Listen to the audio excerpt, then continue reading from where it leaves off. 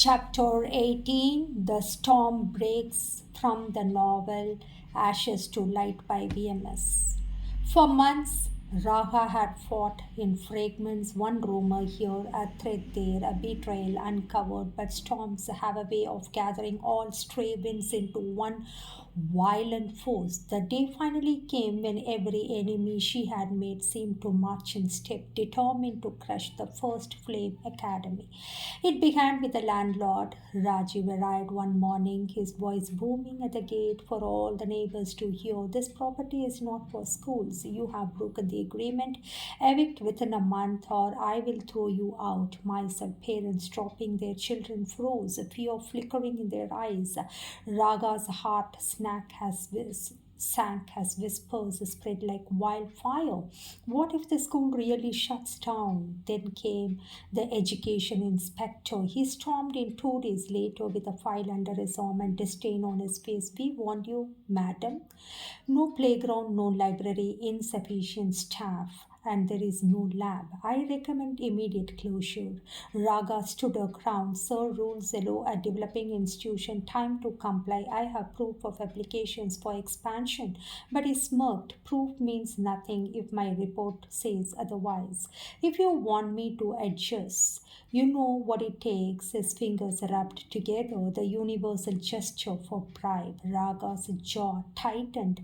I will not bribe you. Write whatever you wish. Truth will stand. He left with a laugh, leaving behind only dread.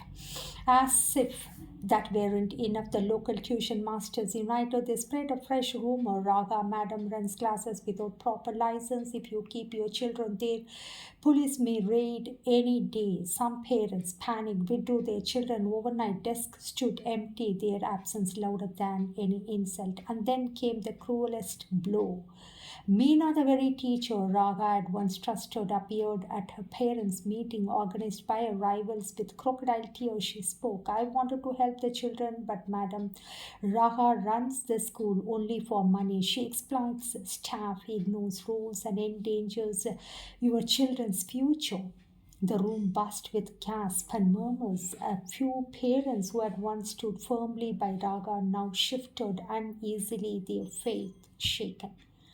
That evening, Raga returned home utterly spent. She collapsed into a chair, the weight of the day pressing on her like a mountain. Arjun sat beside her quietly, then whispered, Amma, is it over? She looked at him, her eyes rimmed red. I don't know, Kanan. They have money, power, lies.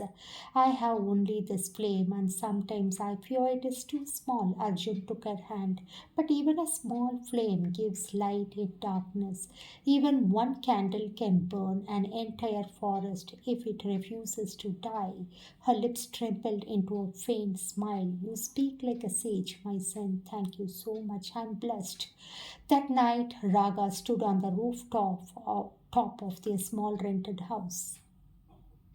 The city spread before her, alive with lights and noise, indifferent to her pain. Her enemies had united. The storm was here.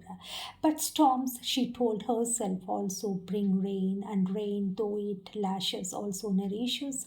If this is the storm, she whispered into the night, then let it break me, shape me, or wash me clean.